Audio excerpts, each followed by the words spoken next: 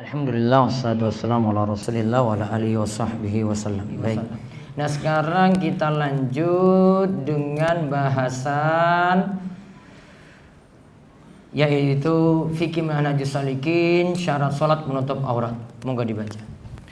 Pembahasan fikih manhajus salikin karya Syekh Abdurrahman bin Nasir As-Sa'di, kitab salat, syarat salat menutup aurat bagian ketiga. Kata Syekh Abdurrahman bin Nasir As-Sa'di rahimahullah dalam Manhajus Salikin, wa min syurutiha satrul aurati bi thawbin mubahin la yasiful basyarah. Dan di antara syarat salat adalah menutup aurat dengan pakaian yang mubah yang tidak menyifatkan kulit. Lihat, ada beberapa syarat seperti diterangkan kemarin. Pakaiannya itu kalau untuk menutup aurat harus menutupi aurat satu, lalu digunakan pakaian yang mubah. Kemudian yang ketiga tidak transparan. Jadi benar-benar aurat tertutup. Kita kemarin sudah pelajari aurat yang wajib ditutup oleh wanita. Kesimpulannya kalau ini kaitannya dengan sholat, di dalam sholat ya, di dalam sholat maka seluruh tubuhnya tertutup kecuali wajah dan telapak tangan. Namun kalau ada laki-laki asing dan dia punya keyakinan untuk menutup wajah, maka dia tutup wajahnya. Namun kalau tidak ada laki-laki yang lain, yaitu laki-laki yang bukan mahramnya, maka dia ketika itu tidak ada laki-laki lain, maka dia boleh buka wajah. Namun kalau ada laki-laki lain, dia tutup wajahnya walaupun dalam keadaan sholat. Itu lagi bahas ketika dalam sholat. Beda nanti kalau di luar sholat lagi, nanti ada aurat tersendiri yang mesti ditutup oleh wanita. Nanti para ulama bahas apakah wanita ketika di luar sholat itu wajib menutup wajahnya ataukah tidak. Ya, kemarin juga sudah disinggung hal ini. Ya, kalau jumhur berpendapat seluruh tubuh tertutup kecuali wajah dan telapak tangan. Jumhur itu mayoritas ulama. Sedangkan sebagian seperti mazhab Hambali itu menyatakan seluruh tubuhnya tertutup, termasuk wajah dan telapak tangannya. Nah, sekarang kita lihat. Setelah aurat wanita, kita bahas aurat laki-laki dalam sholat. Aurat laki-laki dalam sholat. Aurat laki-laki adalah antara pusar dan lutut. Ini berdasarkan kesepakatan 4 ulama madhab. Inilah yang jadi pendapat kebanyakan ulama. Nah lihat, ini jadi pendapat kebanyakan ulama, auratnya antara pusar dan lutut. Adapun pusar dan lutut bukanlah termasuk aurat. Inilah pendapat jumhur ulama atau mayoritas dalam mazhab Malikiyah, Syafi'iyah dan Hanabilah atau Hambali. Nah lihat, adapun pusar dan lututnya tidak termasuk aurat. Jadi pusarnya masih bisa terlihat, lututnya juga. Berarti yang dimaksud aurat apa? Di atas lutut, di bawah pusar. Tadi pendapat siapa ini? Pendapat jumhur ulama. Ya, itu pendapat jumhur ulama, yaitu mazhab Malikiyah, Syafi'iyah, Hambali. Jumhur berpendapat seperti itu. Terus, sekarang kita bahas paha itu aurat atau tidak. Apakah paha itu aurat? Dalam Al-Mawsu'ah Al-Fiqhiyah disebutkan bahwa para ulama berbeda pendapat mengenai paha itu aurat ataukah bukan. Kebanyakan ulama menganggap paha laki-laki itu aurat dan wajib untuk ditutup. Nah, kebanyakan ulama berarti jumhur, mayoritas mengatakan paha itu aurat, berarti wajib ditutup. Kita lihat pendalilannya. Ada hadis dari Abdullah bin Abbas radhiyallahu anhuma, ia berkata bahwa Rasulullah sallallahu alaihi wasallam bersabda, "Al-fakhidhu aurah." Paha termasuk aurat. Nah, hadis riwayat Al-Baihaqi dalam Musnad Al-Kubra, hadis ini sahih, bisa dijadikan hujjah menurut Imam Al-Baihaqi. Juga dari riwayat dari Jarhad Al-Aslami, diriwayatkan oleh Imam Tirmizi. Hadisnya hasan gharib dengan ala wajhihi, yaitu dengan bentuk ini. Terus para ulama yang berpendapat bahwa paha bukanlah aurat berdalil dengan riwayat berikut ini. Nah, kalau tadi itu dalil yang menunjukkan paha itu aurat. Anas radhiyallahu anhu menceritakan Rasulullah sallallahu alaihi wasallam berperang di Khaybar. Khaybar itu daerah di kota Madinah sana. Terus lalu kami mengerjakan sholat subuh yang waktu masih gelap. Kemudian Nabi sallallahu alaihi wasallam naik kendaraannya dan Abu Talhah pun naik kendaraannya, di mana aku duduk membonceng Abu Talhah. Lalu Nabi sallallahu alaihi wasallam melewati jalan sempit di Khaybar.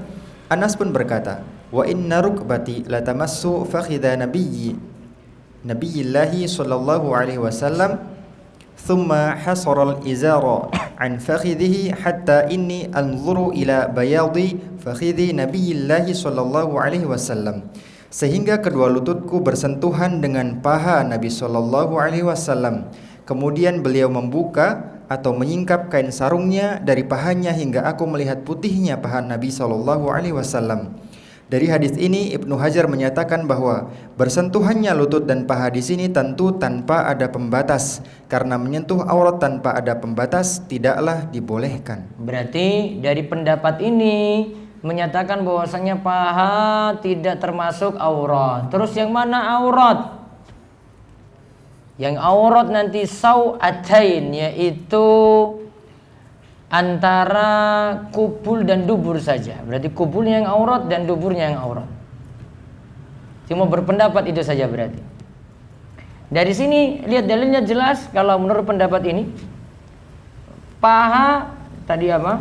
Lutut dari Anas karena jalannya itu sempit, akhirnya menyentuh ya paha Nabi SAW. Ya namanya menyentuh berarti tidak pakai pembatas. Bi ghairi ha'il. Tanpa ada pembatas. Ini menyentuh ini namanya. Makanya aturan juga kalau dalam mazhab Syafi'i seperti kita bahas kemarin, waktu kita bahas pembatal wudu, kalau laki-laki dan perempuan itu bersentuhan, ya ini bukan saya lagi rojikan pendapat ya, namun menceritakan pendapat mazhab Syafi'i. Ketika laki-laki bersentuhan dengan perempuan, yang dimaksudkan bersentuhan adalah tanpa ada pembatas. Laki-laki nyentuh perempuan tidak ada pelapis kain di sini. Kalau tidak ada pelapis kain, maka kalau bersentuhan mazhab Syafi'i batal itu, batal.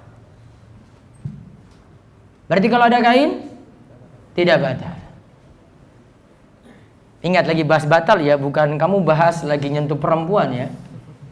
Beda kan? Saya lagi bahas apa itu? Ah, jangan kamu global-globalkan lagi. Rapopo toh, ya Allah enak banget. Lagi bahas apa tadi? Lagi bahas apa? Pembatal wudu. Jangan globalkan ke yang lain dulu. Ini lagi bahas pembatal wudu ini. Wudu batal atau tidak? Bukan masalah, berarti saya boleh bersentuhan dengan cewek dong. Siapa bilang? Tadi kalimatnya apa coba? Lagi bahas pembatal wudu. Terus laki-laki bersentuhan dengan perempuan gimana? Boleh nggak? Wah, masalah kalau yang muda-muda dengan yang muda-muda juga bahaya itu. Walaupun kamu bilang kamu pakai pembatas. Ustadz, saya pakai sarung tangan 5 lapis Ustadz, saya sentuh dia. Taruhlah model pacaranmu yang baru lah, taruhlah kayak gitu. Jadi dia pakai 5 lapis misalnya. Iya, dari segi tidak batal wudu, iya mungkin. Iya kan, tidak langsung kan, iya. Namun nyetrum nggak? Itu tetap tegangan tinggi. Nggak ada, kita bahas sampai di situ. Saya lagi bahas pembatal wudu, jangan dulu globalkan ke situ dong.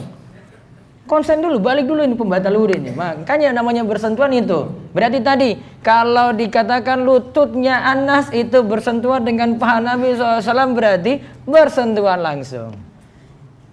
Namun hadis ini sebagian ulama para ulama yang menyatakan paha itu aurat, itu menyatakan itu kan tidak sengaja, Nabi nggak buka-bukaan. Ya, Nabi SAW nggak buka-bukaan langsung. Cara bantahnya seperti itu. Ya, ulama yang yaitu jumhur tadi yang berpendapat paha itu aurat. Adapun hadis tadi al-fakhidhu auratun juga mereka masih mengkritisi hadis ini sebenarnya. Paha itu aurat. Ya. Ada yang mempermasalahkan hadis tersebut juga, ada yang mensahihkannya. Taruhlah kalau ini jadi pendapat jumhur, mereka menganggap hadis tersebut sahih. Berarti kalau paha itu aurat, berarti lutut itu tidak termasuk aurat. Terus apa lagi tadi? Pusar juga tidak termasuk aurat. Itu dalilnya. Jadi dalil yang tegas paha itu aurat, sedangkan lutut kalau menyatakan lutut itu masuk aurat dhaif, pusar masuk aurat itu dhaif. Yang ada adalah paha itu yang aurat. Ada juga sebenarnya satu riwayat lagi, ini yang jelas lagi, bahkan ini terjadi berulang kali. Kalau tadi dari Anas, ini dari Aisyah menceritakan tentang Nabi SAW juga membuka pahanya tadi, yaitu Nabi SAW pernah berbaring di rumahku, yaitu di rumah Aisyah, dalam keadaan paha atau betis beliau tersingkap. Lantas Abu Bakar radhiyallahu anhu meminta izin untuk menemui beliau dan beliau pun mengizinkan. Kemudian ia mengutarakan maksudnya. Setelah itu datanglah Umar. Beliau pun mengizinkannya dan ia pun menyampaikan keperluannya. Datanglah Utsman. Kemudian Nabi SAW bangkit untuk duduk dan merapikan bajunya yang tadi pahanya terbuka, dirapikan lagi. Kalau dengan Abu Bakar dan Umar, Nabi SAW biarkan saja kayak gitu. Namun ketika Utsman masuk, ya perlakuannya berbeda. Maka Aisyah tanya pada Rasulullah SAW, wahai Rasulullah, ketika Abu Bakar dan Umar itu masuk, Anda kok tidak menghiraukan kondisimu, yaitu tadi pahamu terbuka, wahai Rasulullah. Namun sikap Anda berbeda ketika Utsman yang menemui. Maka Nabi SAW lantas bersabda, ala astahyi min rajulin tastahi minhul malaika. Apakah saya tidak malu? Karena malaikat saja malu kepada Utsman bin Affan. Malaikat saja malu kepada Utsman bin Affan. Makanya saya malu juga. Tutup tadi paha saya. Itu maksud Nabi SAW. Dan ini jadikan dalil juga. Bahkan peristiwanya berulang sampai 3 kali. Kecuali pas Utsman itu masuk. Abu Bakar masih melihat tadi paha. Terus Umar juga masih. Kemudian Utsman, baru Nabi SAW itu tutup pahanya. Nah, namun kesimpulannya. Kita lihat kesimpulannya dulu dari Syekh Muhammad bin Shalih Al-Munajjid. Syekh Muhammad Shalih Al-Munajjid hafizahullah menjelaskan bahwa dalam masalah ini ada beda pendapat di antara para ulama yang lebih hati-hati dalam beragama. Dari sisi tinjauan akhlak dan muru'ah, hendaklah seorang pria muslim menutupi pahanya. Nah lihat, sini sebutkan dari sisi agama, tinjauan akhlak, muru'ah. Muru'ah itu apa? Jaga kehormatan. Orang anggap laki-laki yang baik itu enggak pamer-pamerkan pahanya, itu gampangannya. Dia jaga itu baik-baik. Pakaian selalu tutup itu di bawah lutut terus. Dia pakai terlalu pendek celananya, malu dia. Itu namanya jaga muru'ah. Saya takut harga diri saya jatuh, gitu aja gampangannya kalau namanya muru'ah itu. Jadi dia selalu pakai, ya, nutup sampai pahanya tertutup terus, orang-orang nggak tahu, orang-orang nggak lihat. Nah terus. Para ulama yang menganggap bahwa paha itu bukanlah aurat tetap mengingatkan dua kondisi. Nah lihat, taruhlah kita bagi pendapat tadi yang menyatakan paha itu bukan aurat, namun hal ini tidak berlaku untuk dua kondisi. Satu, saat sholat. Nah saat sholat tidak boleh buka-bukaan paha. Terus dua. Yang kedua, jika menimbulkan godaan. Nah jika menimbulkan godaan, misalnya di luar sholat, ya. Apalagi pahanya kelihatan mulus gitu, laki-laki lagi. Ya. Kamu pikirannya macam-macam dengan laki-laki jadinya. Ya. Maka kata Syekh tadi Shalih Al-Munajjid, nanti saya sebutkan perkataan dari Syekh Muhammad bin Shalih Al-Utsaimin. Nanti ada perkataan dari Ibnu Utsaimin nanti di bawah. Yang kedua kondisi ini mengharuskan paha itu amannya ditutup. Apa satu? Sholat. Yang kedua apa? Ketika menimbulkan godaan. Pas lagi renang, iya enggak? Iya. Makanya tutup. Cari celana lebih nutup sampai lututnya. Lebih bahaya kalau di situ. Bisa macam-macam juga, jangan-jangan nanti yang homo maksudnya. Terus, Syekhul Islam Ibnu Taimiyah. Syekhul Islam Ibnu Taimiyah rahimahullah berkata, menurut salah satu pendapat dari Imam Ahmad, yang termasuk aurat adalah kubul dan dubur, sedangkan paha bukanlah aurat, jadi boleh dipandang oleh lainnya. Namun hal ini tidaklah berlaku ketika sholat dan tawaf. Tidak boleh seseorang sholat dalam keadaan pahanya terbuka, baik yang menganggap paha termasuk aurat ataukah bukan. Dan seseorang juga tidak boleh tawaf dalam keadaan telanjang. Nah lihat, sholat tidak boleh dalam keadaan paha itu terbuka, walaupun menganggap paha itu bukan aurat. Terus Syekh Muhammad bin Shalih Al-Utsaimin rahimahullah berkata, pendapat terkuat menurutku, paha bukanlah aurat kecuali jika ditampakkan dapat menimbulkan godaan. Yang ada pada para pemuda wajib pahanya ditutup. Baik, wajib pahanya itu ditutup dan ini jelas lebih aman. Taruhlah dari pendapat yang tadi, maka amannya sekali lagi seperti kata Syekh Abdullah Al-Fauzan yang kami sebut, Syekh Muhammad Shalih Al-Munajjid tadi disebutkan di atas. Amannya ya paha itu dalam keadaan tertutup, mau olahraga apapun. Ya, biasa paling sering pada olahraga apa? Apa? Lari, apa lagi? Bola juga kan? Bola masih bisa turun intinya. Ya, kalau ada ini, ya maka bagusnya lebih tertutup sampai nutup lutut lebih bagus. Ya, nutup lutut lebih bagus. Atau lututnya kelihatan, yang penting itu aman yang di atasnya. Itu lebih bagus. Ini untuk laki-laki. Terus sekarang kita bahas, apakah pundak wajib ditutup saat sholat? Ya, monggo dibaca. Apakah pundak wajib ditutup saat sholat? Dari Abu Hurairah radhiyallahu anhu, Rasulullah sallallahu alaihi wasallam bersabda, "La yusalli ahadukum fi thawbil wahidi laisa ala atiqaihi syai'un." Tidak boleh salah seorang di antara kalian salat dengan satu helai kain yang tidak menutupi pundaknya sedikit pun. Nah, berarti kalau ada satu helai kain, pundaknya harus nutup juga atasnya ini. Atik itu antara leher dengan ini. Mangkibai yaitu pundak. Berarti sekitar ini. Ya, sekitar sini. Kita masih sebut ini pundak juga ini. Namun pundak yang dekat dengan leher ini. Ini ditutup. Ya, ini ditutup. Ya, sekitar sini ini ditutup. Nah, sekarang kita lihat keterangannya.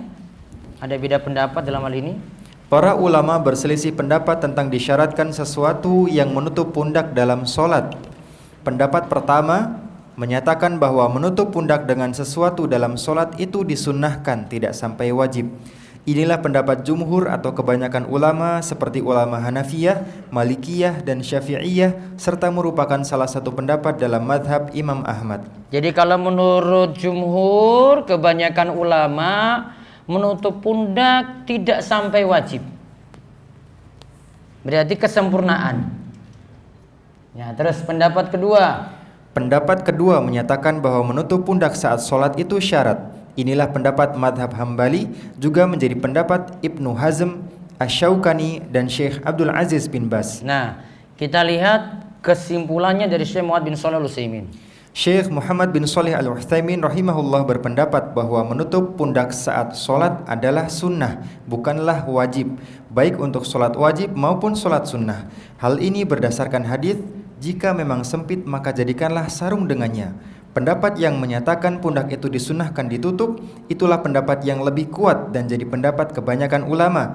Perintah yang mengharuskan pundak ditutup bukanlah maksudnya pundak itu aurat, namun demi kesempurnaan dalam berpakaian saat sholat, pundak itu ditutup. Jadi kalau menurut Syekh Muhammad bin Shalih Al-Utsaimin, menutup pundak bagian dari kesempurnaan. Ya, ini bagian dari kesempurnaan.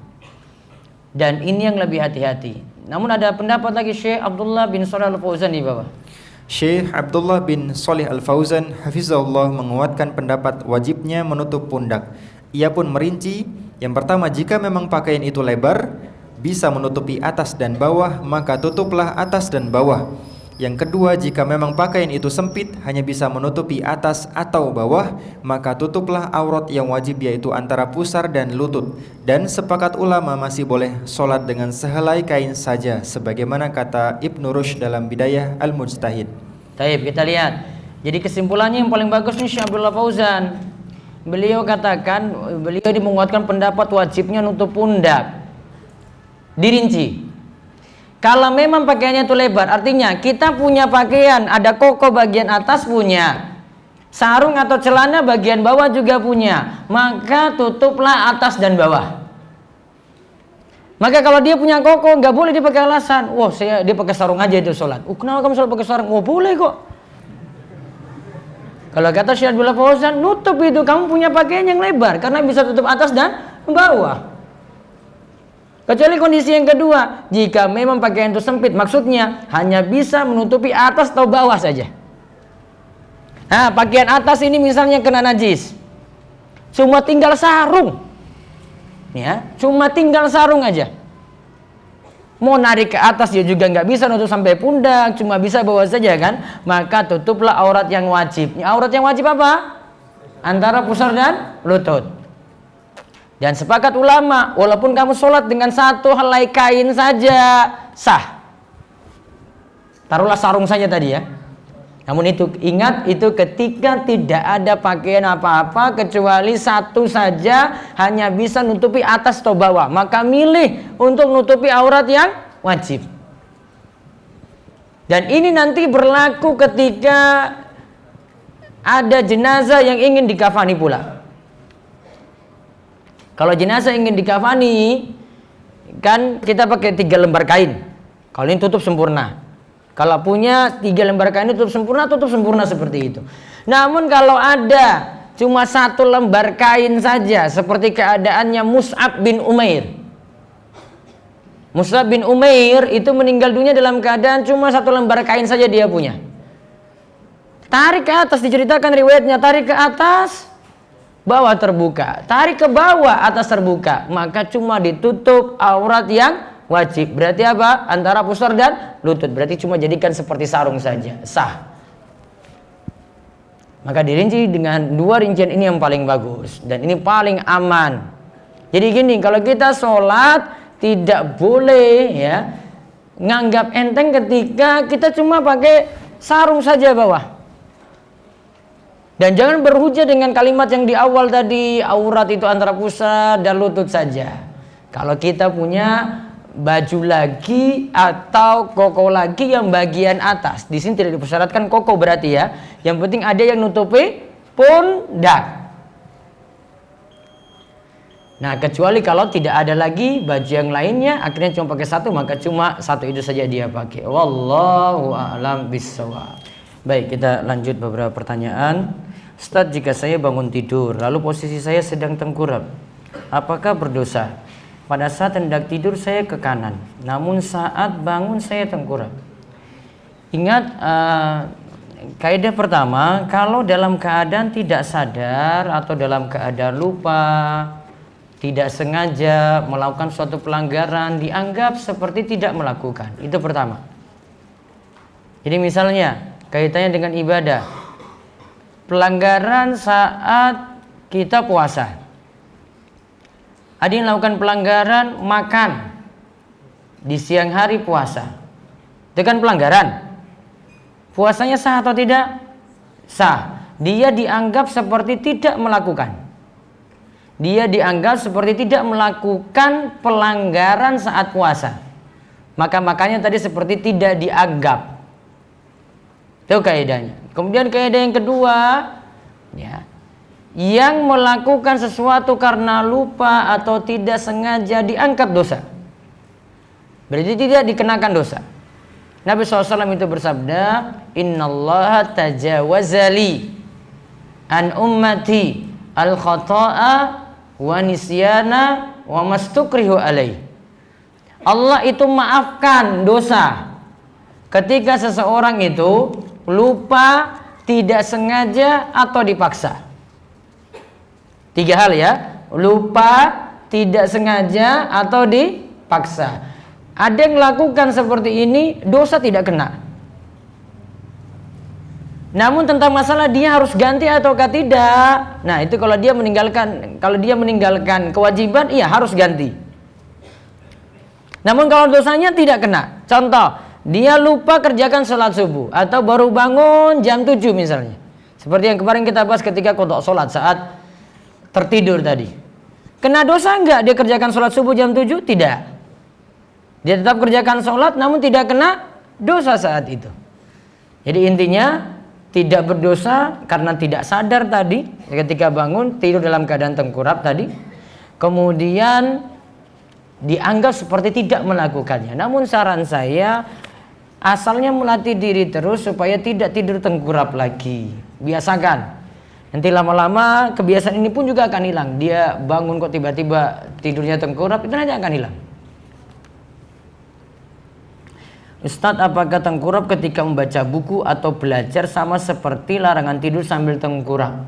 Kalau lihat dari teks tadi ya cuma membahas ketika mau tidur saja. Jadi ketika tidur. Namun saran saya baiknya tidak lakukan seperti itu juga. Karena bisa jadi orang baca juga sambil tidur.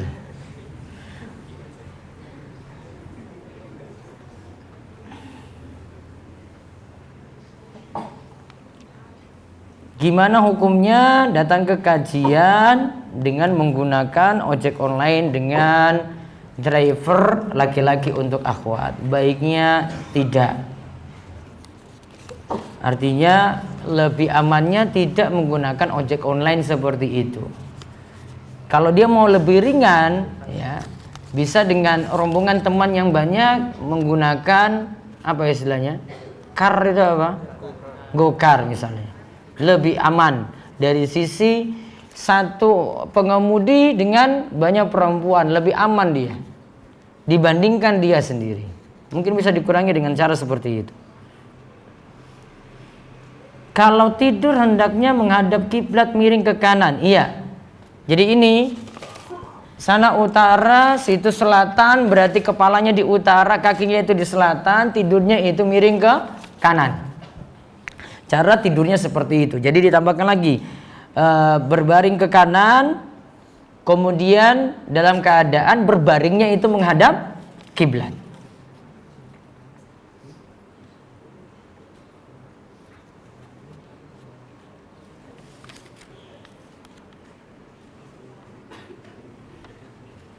Pakaian polos terlarang. Apakah pakaian dalam yang berwarna merah polos juga termasuk yang dilarang? Kalau masih ada garis-garisnya tidak masalah. Ada campuran putih, hitam gitu tidak masalah. Merah yang dimaksudkan sini seperti merah darah. Nabi SAW dulu pernah pakai baju merah juga. Namun para ulama katakan merahnya itu bukan merah polos. Ya, ada garis-garis, ada tulisan-tulisan dengan corak-corak yang lainnya. Ya, dulu yang Nabi SAW pakai itu masih ada corak yang lainnya. Kalau merah polos untuk laki-laki baiknya dihindari. Kalau perempuan warnanya bebas. Kalau laki-laki cuma ini saja yang jadi masalah. Bagaimana sholat saya menggunakan baju dari kado mantan saya? Apakah haram? Sholatnya sah. Ingat mantan yang dosa. Berarti kamu pakai baju itu ingat-ingat mantan, dosa kamu. Jadi ketika sholat terus bayangkan lagi, iya ini mantan saya luar biasa baiknya. Sampai saya pakai ketika sholat, dosa kamu. Makanya gak usah pakai lagi. Aneh-aneh saja ini ya. Apa ciri sholat yang diterima Allah? Yang pertama ikhlas. Kemudian yang kedua adalah tuntunan dia ikuti. Taunya diterima itu bagaimana? Pasti ketika jalankan sholat dengan cara yang benar seperti ini, nantinya merubah dirinya jadi lebih baik. Tanda yang paling penting, tanha anil fahsya'i wal munkar. Sholat itu mencegah perbuatan keji dan munkar. Berarti kalau ini sudah dilakukan, sholat sudah dilakukan, bisa cegah itu, sholatnya sudah baik. Itu tanda paling pentingnya untuk diterima. Ustadz, saya pernah wudhu bersama bapak-bapak dan wudhunya terlalu cepat dan saya lihat seperti kurang sempurna. Dan di saat sholat dia yang jadi imam. Saya tidak mau bermakmum dengannya karena alasan itu. Apakah boleh berbuat seperti itu? Kalau dia cepat-cepat selama anggota wudhunya ya semuanya itu terbasuh sempurna, tangannya sampai siku-sikunya kena, ya sudah sah. Maka bukan masalah cepatnya di sini. Namun yang nanti dipermasalahkan adalah ketika dia itu wudhu ada bagian yang tidak terbasuh. Seperti Nabi SAW pernah tegur sahabat yang bagian tumitnya tidak terbasuh karena cepat-cepat. Maka Nabi SAW lihat mereka itu ada tumit yang tidak terbasuh, Nabi ancam itu. Wailul lil aqabi minan nar. Celakalah tumit yang tidak terbasuh air wudu, diancam dengan neraka. Ada bagian yang tidak terbasuh. Jadi kalau cepatnya di sini selama itu masih membasuh semua anggota, maka tidak masalah. Maka nanti dilihat lagi, asalnya masih boleh. Ya, kita husnuzon ini cepat tapi sempurna tadi, artinya bagian-bagian itu tidak luput. Kecuali tadi antum sudah tahu kalau itu ada bagian yang memang tidak terbasuh, ingatkan itu imam, kemudian suruh dia ulangi wudu, atau memang kalau sudah diingatkan nggak mau ya sudah, berarti baiknya kalau antum sendiri yang tahu berarti tidak bermakmum di belakangnya. Apakah safar hanya untuk orang bepergian mencari ilmu saja? Bagaimana kalau pergi liburan atau rila, bolehkah menjamak sholat? Kalau pakai pendapat dalam mazhab Syafi'i, menjamak dan termasuk mengambil keringanan saat safar berlaku untuk safar yang minimal mubah. Berarti safar ibadah masuk dalamnya, safar mubah juga masuk dalamnya. Rila jalan-jalan itu mubah atau gimana? Mubah. Berarti kalau safarnya safar maksiat, tidak boleh ambil keringanan ketika safar. Contohnya apa? Safarnya maksiat. Yo, dia naik gunung bareng pacarnya. Iya kan? Ayo kita jamak qashar. Nggak bisa. Safarnya maksiat gimana coba? Iya kan? Tadi kaidahnya tidak mazhab Syafi'i ya. Safar yang boleh ambil keringanan adalah safar yang minimalnya apa? Mubah, bukan safar maksiat. Berarti kalau safar maksiat tidak boleh ambil keringanan. Kenapa tidak boleh ambil? Hukuman untuk kamu. Kamu kenapa bermaksiat saat safar? Karena adilnya yang ambil keringanan ini orang yang minimal nggak maksiat dong. Berarti dia yang mubah saja boleh. Namun kalau maksiat nggak boleh. Gitu. Ustadz, anak sudah coba tidur baring ke kanan, tapi tidak bisa tidur-tidur. Saat anak coba tidur ke kiri bisa tidur. Ya sudah, berarti tidur ke kiri. Tadi sudah saya rinci kan tadi kan? Tidur ke kiri masih boleh nggak? Masih boleh. Yang tidak boleh tidur tengkurap tadi. Belajar lagi, nanti coba lagi. Apakah boleh qada sholat selain jika bangun jam 6, tetapi pada saat jam 4 bangunnya matikan alarm? Aduh, kamu sudah dosa ini. Dia jam 4 bangun, terus matikan alarm, akhirnya bangun jam 6. Itu kan? Ini maksud pertanyaannya. Ini kemarin sudah kita singgung. Berarti dia sengaja mundur sholat. Karena jam 4 itu sudah lewat, itu azan juga sudah lewat, mau nunggu iqomah. Berarti dia sudah bangun tepat waktu sebenarnya. Namun dia tunda-tunda tadi kan. Berarti mengundur waktu sholat dengan sengaja. Minimal kena ayat fawailul lil musallin allazina hum an sholatihim sahun. Celakalah orang yang lalai dari sholatnya. Apa lalai dari sholatnya? Yaitu orang yang sholat lalai dari sholatnya. Kata para ulama, undur sholat keluar dari waktunya sengaja. Di antara pengertiannya seperti itu. Apa hukumnya mendengarkan rekaman ayat-ayat ruqyah dengan tujuan untuk meruqyah diri sendiri? Baiknya ruqyah tidak pakai rekaman seperti itu. Lebih berpengaruh kalau baca sendiri. Ya, lebih berpengaruh kalau baca sendiri. Mau di setel tadi rekaman ini, kalau yang di ruqyah memang nggak masuk di dia.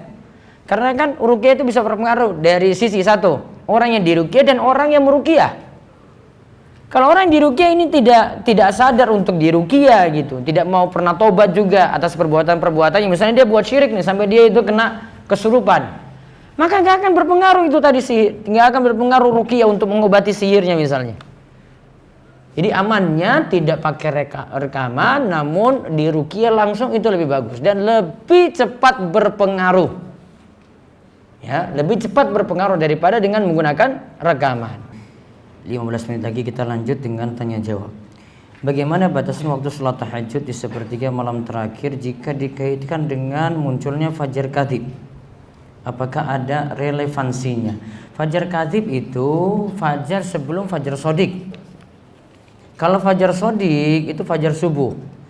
Seketika fajar shodiq muncul maka garis putih datar, setelah itu muncul terang sampai datang pagi. Kalau fajar kadzib muncul cahaya di ufuk nantinya. Namun setelah itu belum terang lagi, artinya kembali gelap lagi. Itu namanya fajar kadzib. Adapun waktu sholat tahajud sepertiga malam terakhir itu malam dibagi 3. Malam itu dari waktu subuh taruhlah jam 4. Ya, sebelumnya maghrib berarti jam 6, taruhlah jam 6 sampai jam 4 berarti 10 jam.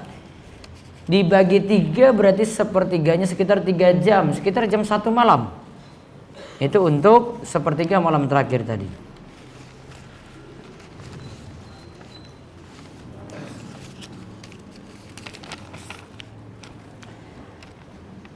Apakah ada qadha untuk sholat yang disengaja ditinggalkan atau pada dasarnya memang tidak ingin sholat? Kemarin kita sudah bahas kalau ada yang meninggalkan sholat dengan sengaja, sholatnya diqadha atau tidak? Tidak. Cukup bertobat dengan tobatan nasuha lalu dia memperbanyak sholat sunnah. Saya sudah sholat kan di masjid namun sendiri karena telat. Setelah ditunggu beberapa saat tak kunjung datang jamaah yang hendak sholat. Jadilah saya sholat namun sendiri. Pas sudah selesai sholat saya ada jamaah yang hendak sholat. Apakah boleh saya mengulangi sholat demi untuk mendapatkan pahala sholat berjamaah? Boleh. Jadi kalau tadi mau nunggu bisa dapat pahala sholat berjamaah lebih bagus daripada sholat sendirian. Maka kalau dia mau mengulangi lagi untuk dapat pahala itu boleh. Bagaimana hukum setelah wudhu kita memakai bedak, lipstik, kemudian sholat? Apakah sholat kita sah atau batal? Karena sering hal ini terjadi kalau mau sholat id. Saya sering dapat pertanyaan kayak gitu, namun saya lihat kalau jawab gitu. Kalau yang jawabnya lagi pakai lipstik atau ini saya nggak bisa singgung langsung, nanti kena gitu. Kalau sekarang saya jawab aja kalau gitu ya. Asalnya baiknya ketika sholat ya biasa-biasa saja gitu. Nanti kalau ini di luar apalagi sholat id kan berarti di luar kan ya, maka baiknya tidak berdandan seperti itu untuk wanita. Nantinya ketika di dalam rumah untuk suami ataukah dia itu menutup mukanya misalnya spesial untuk suami berarti tidak masalah. Wallahu a'lam. Apakah bisa disebut zalim orang yang memaksakan masuk ke dalam shop nyelonong gitu terus ke dalam shop yang sebenarnya sudah penuh? Iya, dia bisa jadi menzalimi kanan kiri yang sudah mengisi lebih dahulu dan paksakan di situ karena posisi untuk space untuk duduk lagi sulit.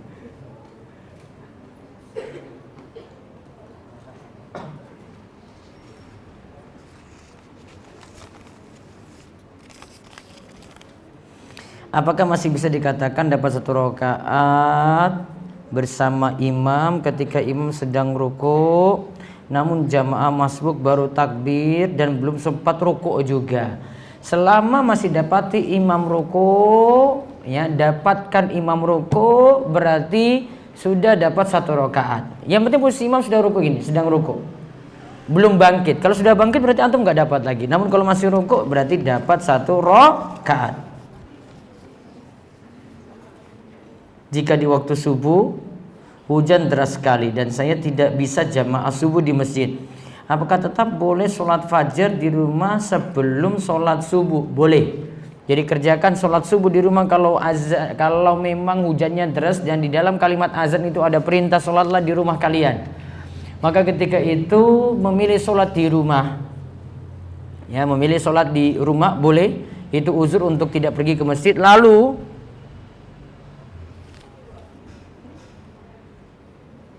boleh mengerjakan sholat sunnah fajar juga. Jadi sebelum sholat subuh dia kerjakan sholat sunnah fajar terlebih dahulu. Di rumah saya terdapat keris yang merupakan peninggalan orang-orang tua saya dulu. Saya dan ibu saya berencana membuang atau memusnahkan keris tersebut. Apakah ada cara-cara khusus untuk menghilangkan atau membuang benda tersebut? Tidak ada cara khusus. Dengan keyakinan pokoknya benda ini tidak membawa bahaya, maka silahkan dihilangkan saja.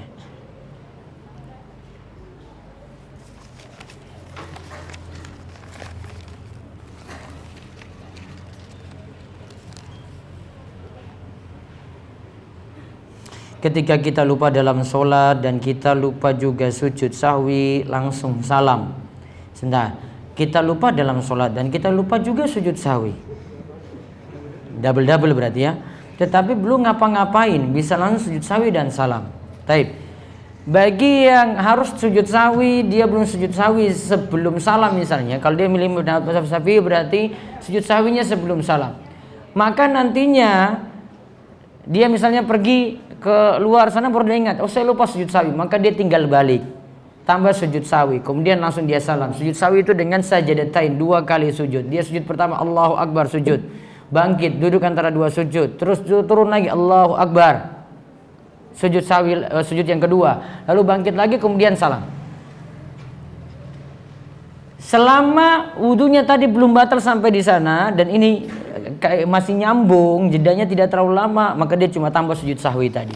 Kecuali kalau dia sudah keluar, wudunya sudah batal, berarti dia harus ulangi sholat tersebut. Nanti kita akan bahas insya Allah ketika membahas sujud sawi. Perjalanannya masih panjang untuk sampai ke pembahasan sujud sawi. Ketika melakukan safar jauh di dalam kondisi di dalam pesawat selama kurang lebih 15 jam perjalanan serta mengenai arah kiblatnya bagaimana? Berarti saat di pesawat lihat. Kalau pesawatnya terbang ke arah timur berarti sudah berlawanan arah dengan arah kiblat. Kalau memang tidak bisa sholat di tempat khusus di pesawat, ya maka dia sholat di tempat duduknya. Arahnya kemana? Ya karena tidak bisa diatur tentang arahnya ini, maka dia ikut arah pesawat walaupun ke arah timur, menghadap kiblat jadi gugur. Berdiri nggak bisa, padahal berdiri adalah rukun sholat untuk sholat fardu, maka berdiri jadi gugur juga. Berarti dia lakukan sholat semampunya. Bagaimana hukum jual beli motor klasik yang rata-rata tanpa BPKB atau STNK? Ya. Coba lihat secara aturan kepolisian ini dibolehkan atau tidak tanpa surat-surat seperti itu. Saya belum tahu tentang aturan ini. Wallahu a'lam.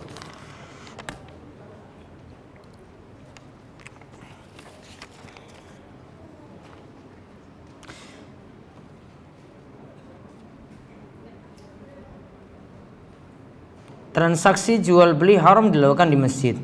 Bagaimana jika melakukan suatu registrasi untuk kegiatan yang dilakukan di masjid dengan membayar sejumlah uang? Misalnya kegiatan tahfidz.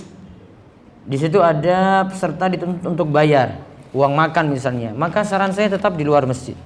Karena situ ada pembayaran dan di sini ada timbal balik. Bayar nanti dapat makan. Berarti pembayarannya di masjid. Itu jual beli namanya. Maka tetap tidak boleh dilakukan di masjid walaupun tujuannya untuk tahfidz.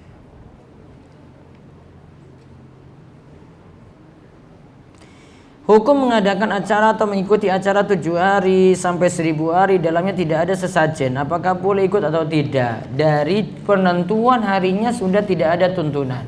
Maka baiknya tidak mengikutinya kalau memang bisa untuk tidak mengikuti acara semacam itu.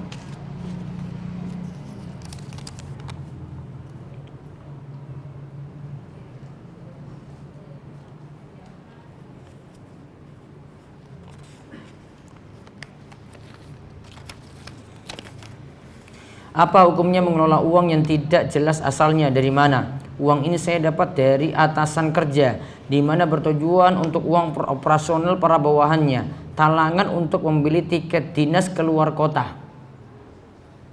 Kalau memang dananya syubhat, tidak dimanfaatkan, bisa serahkan pada orang lain atau pada orang-orang yang butuh saja. Wallahu a'lam.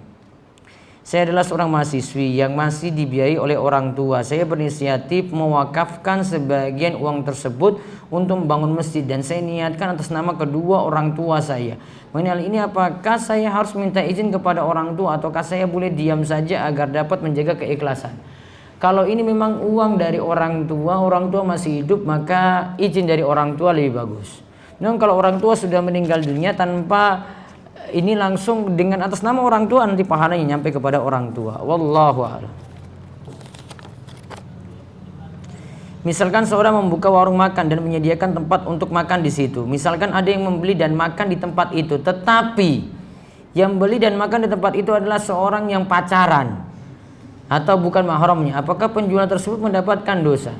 Kira-kira bisa diseleksi nggak yang datang di situ harus nggak pacaran gitu? Bisa nggak? Tahu nggak ciri-ciri yang pacaran atau bukan lah, gampangannya kayak gitu. Tahu nggak? Hah? Nggak tahu juga? Apa ciri-cirinya ya, biar tahu kayak begitu ya. Kalau memang nggak ada ya gak usah ambil pusing aja. Nggak ambil pusing dengan itu. Antum jualan gitu. Kecuali ya tahu jelas dan ini tahu tujuannya itu maksiat, nah itu baru. Namun kalau misalnya nggak tahu amannya ya tidak tahu. Ya sudah jualan seperti biasa. Yang maksiat yang dia perbuat ya dia yang dosa sendiri. Namun kalau bisa itu tidak dilakukan di tempat jenengan. Ya, kalau memang disediakan tempat situ seolah-olah mendukung suatu kemaksiatan.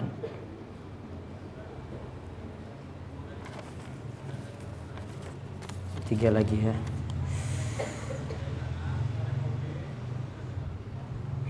Hukum cashback di toko online. Cashback masih boleh.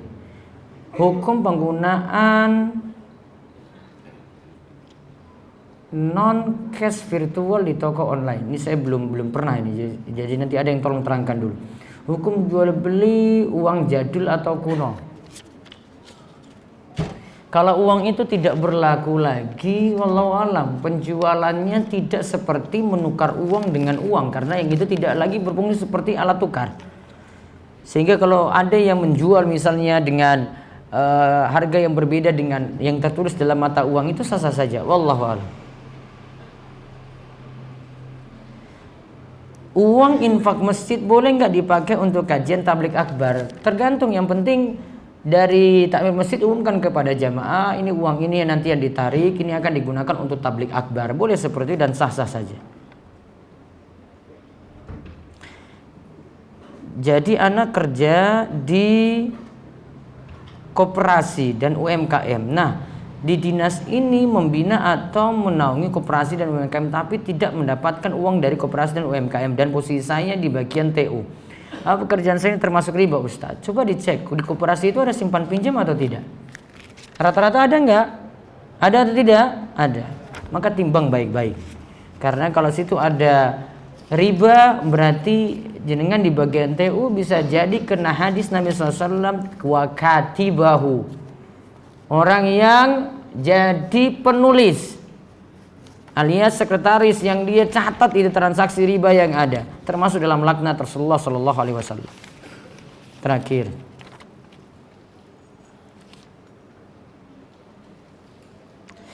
bagaimana hukumnya mengendorse wanita untuk produk yang kita jual, misalnya tas dan sepatu wanita, dan mengupload ke sosmed?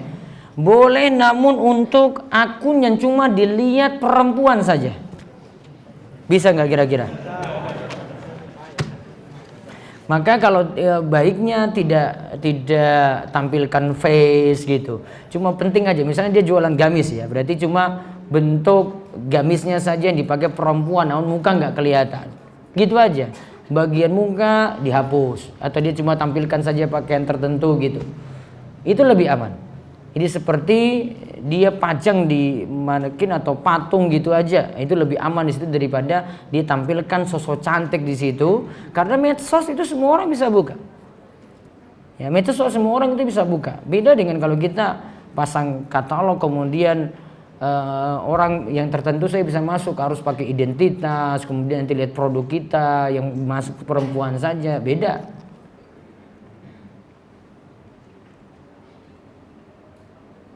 Bagaimana Ustadz bekerja dan menafkahi keluarga? Ya sudah punya usaha sendiri, maka nggak pusing-pusing ngisi gitu, santai-santai aja. Nah, ditanya kerjaannya apa saja, sudah ada bisnis. Bagaimana batasan waktu sholat sudah tadi. Wallahu a'lam bishawab. Nanti kita ketemu lagi insyaallah usbu'ul qadim, pekan depan, dengan jam yang sama biiznillah. Demikian kita cukupkan, dan mudah-mudahan semuanya diberi taufik dan hidayah. Dan insyaallah nanti tanggal 31 di Masjid Pongdalangan ini ada tablik akbar nantinya, biar orang terlalaikan dari mengikuti tahun baru yang foya-foya. Nanti ada kajian di sini, nanti ada yang mau membantu untuk sumbang acara tersebut di Masjid Pongdalangan, ini membuka sumbangan untuk itu. Dan insyaallah ada kegiatan sosial juga yang diadakan Masjid Pongdalangan ini, dan bisa diikuti sebenarnya umum ya, nantinya tanggal 31 bar Isya, setelah sholat Isya insyaallah. Terbuka untuk umum, siapa saja bisa bawa keluarga juga. Demikian kita tutup dengan doa kafaratul majelis. Monggo subhanakallahumma bihamdika asyhadu alla ilaha illa anta astaghfiruka wa atubu ilaik. Assalamualaikum warahmatullahi wabarakatuh.